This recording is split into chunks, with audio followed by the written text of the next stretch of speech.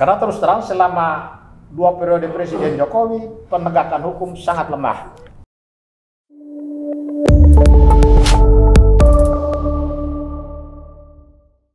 Kita akan melihat lebih jauh seperti apa penyidikan dugaan tindak pidana pembunuhan terhadap Brigadir J dengan tadi ex Kadif Propam Polri Irjen Verdi Sambo. Dan yang menarik tidak hanya soal insiden pembunuhan, ternyata ada banyak hal yang mengikutinya. Mulai terbuka misalnya beberapa kasus seperti ada juga misalnya keberadaan Satgaskus Merah Putih misalnya. Siapa-siapa aktor seperti yang di dalamnya, seperti apa perannya. Kita juga melihat bagaimana soal kasus ada istilah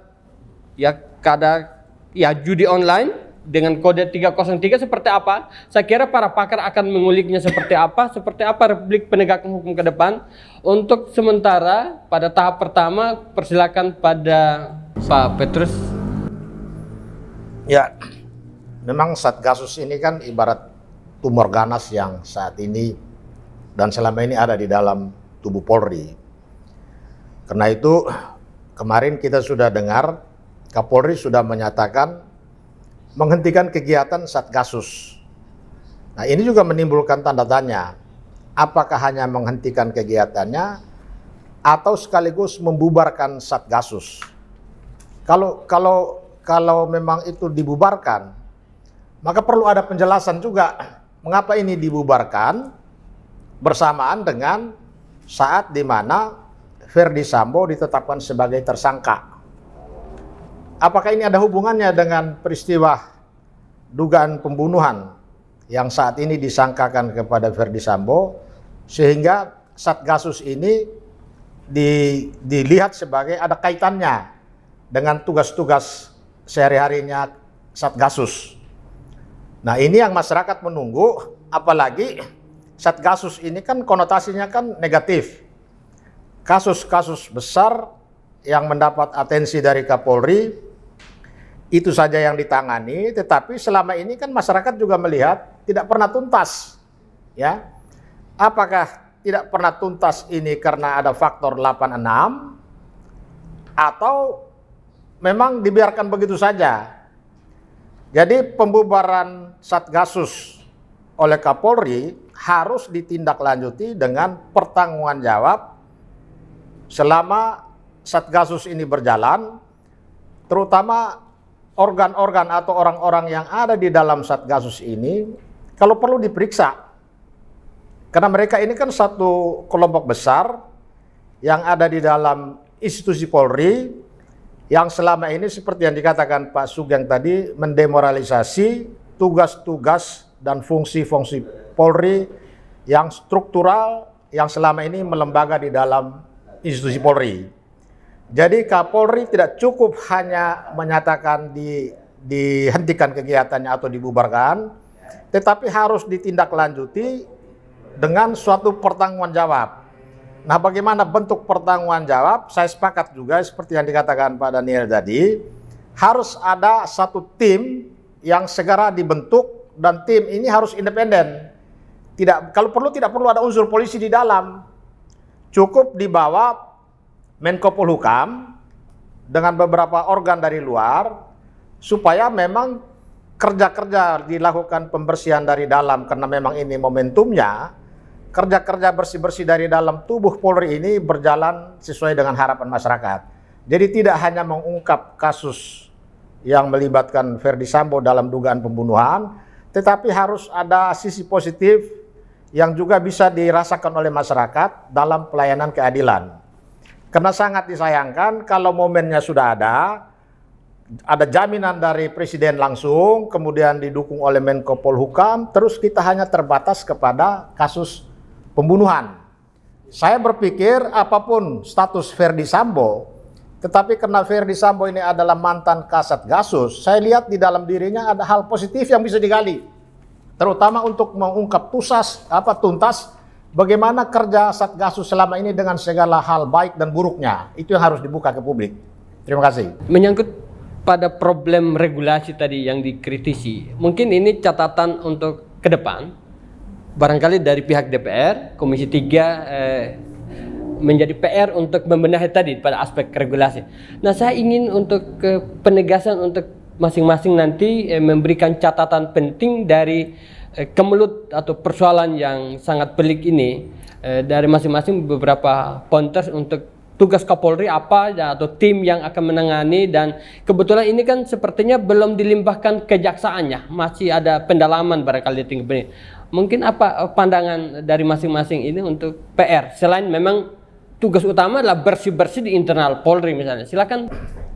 Saya lihat dengan didahulukannya pemeriksaan etik, ini juga sebuah skenario.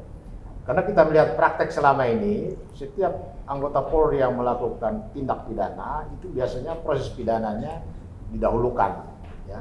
Terakhir kita lihat kasus Brotoseno. Brotoseno itu sampai dengan menjalani pidana selesai, bahkan masih sempat diaktifkan, ya, setelah melewati pemeriksaan etik. Dia tidak dipecat, tetapi dia diaktifkan kembali.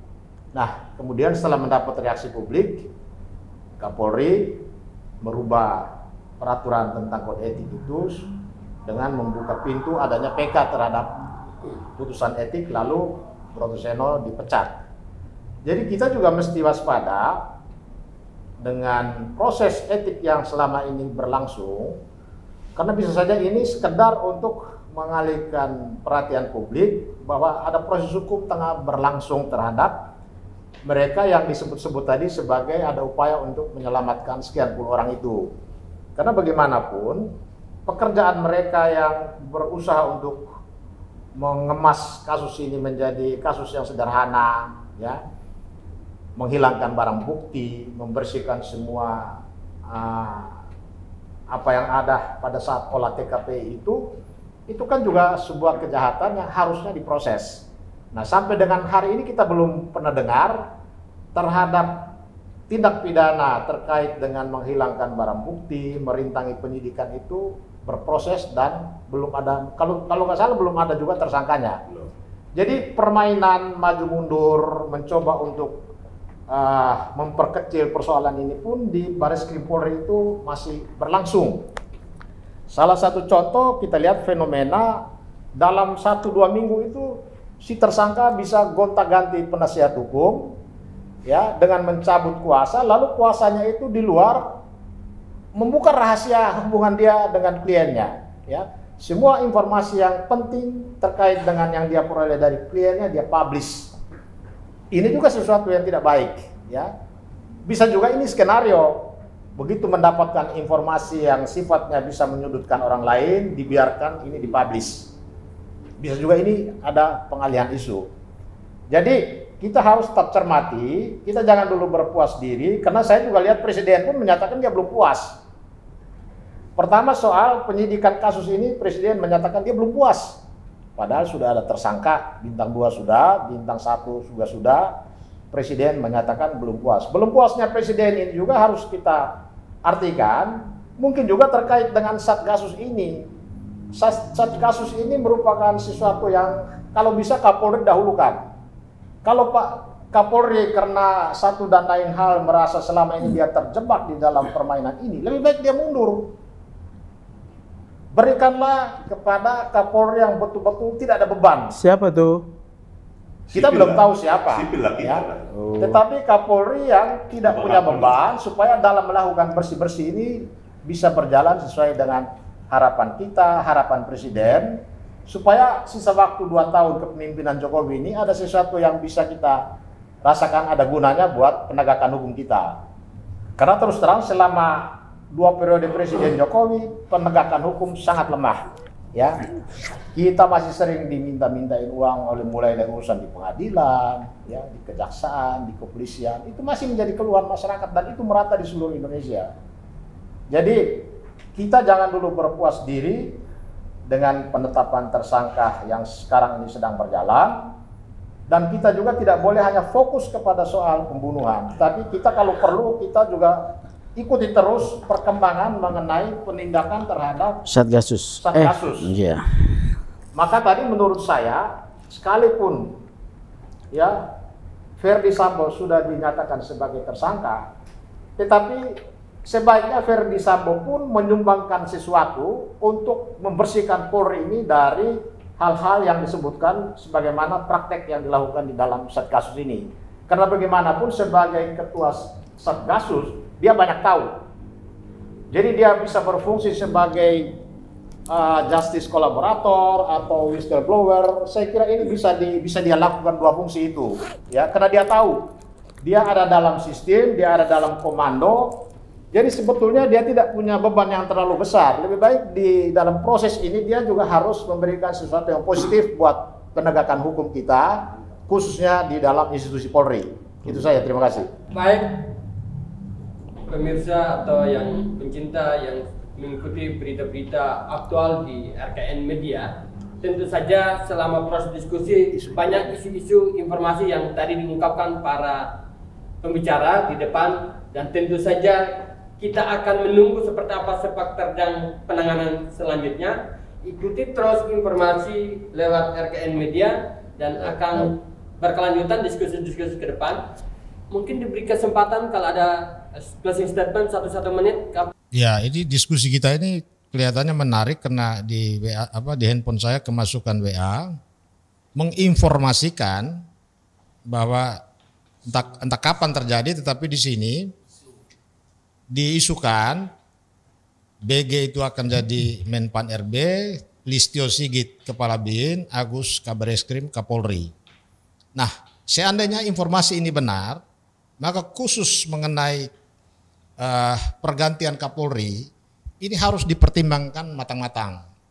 Jadi Presiden tidak hanya sekedar menggunakan hak prerogatifnya untuk mengganti Kapolri, tapi pertimbangkan matang-matang supaya pergantian itu kalaupun terjadi, itu orang itu harus mampu membersihkan tumor-tumor ganas yang sekarang ini ada di dalam tubuh Polri, sebagaimana sudah berkali-kali disinyalir oleh IPW bahwa di dalam itu ada mafia, ada geng mafia. Bagaimana institusi Polri bisa kemasukan geng begitu besar yang daya rusaknya pun sangat tinggi, ya, bintang 2 bisa jatuh dan kelompok besar lainnya.